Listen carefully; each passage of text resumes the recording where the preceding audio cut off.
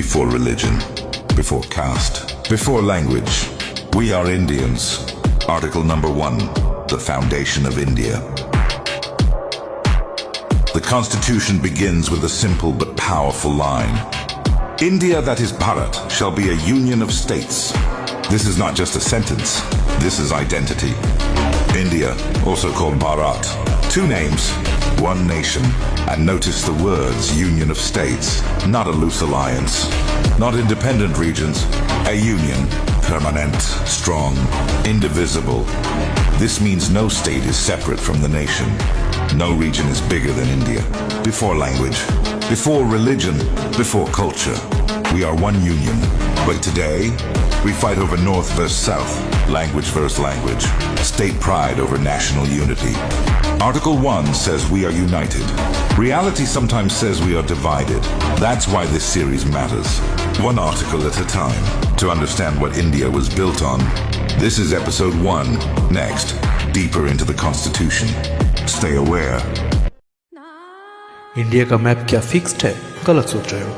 India का map बदल भी सकता है और ये पावर किसी और के पास नहीं है, सिर्फ पार्लियामेंट के पास है। और इसी पावर का नाम है आर्टिकल 2। आर्टिकल 2 बोलता है कि पार्लियामेंट में by law admit into the union और establish new states on such terms and conditions as it thinks fit.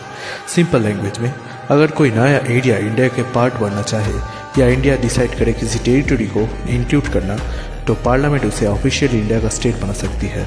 जैसे सिक्किम पहले इंडिया का पार्ट नहीं था, लेकिन बाद में आर्टिकल 2 के थ्रू उसे इंडिया में इंक्लूड किया गया। मतलब इंडिया का मैप परमानेंटली फिक्स नहीं है, वक्त के साथ चेंज हो सकता है और इस चेंज का कंट्रोल पार्लियामेंट के हाथ में है। ये है आर्टिकल 2 की पावर, सिंपल लेकिन बहुत पावरफुल। नेक्स्ट एपिसोड में हम बात करेंगे आर्टिकल 3 की, जो स्टेट्स के बाउंड्रीज को चेंज करता है। एक स्टेट को तोड़ना हो या नया स्टेट बनाना हो, इंडिया में क्या यह पॉसिबल है? सिर्फ पॉसिबल ही नहीं है, ये पावर डायरेक्टली कॉन्स्टिट्यूशन देता है और इसी पावर का नाम है आर्टिकल 3।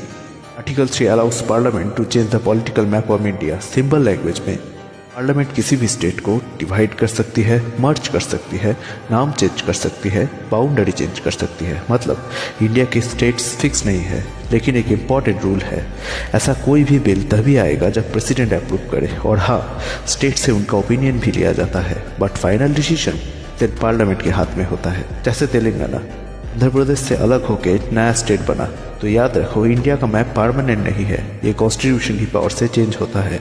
नेक्स्ट एपिसोड में बात करेंगे आर्टिकल 4 के बारे में। फॉलो करो वरना कॉन्स्टिट्यूशन का गेम मिस हो जाएगा।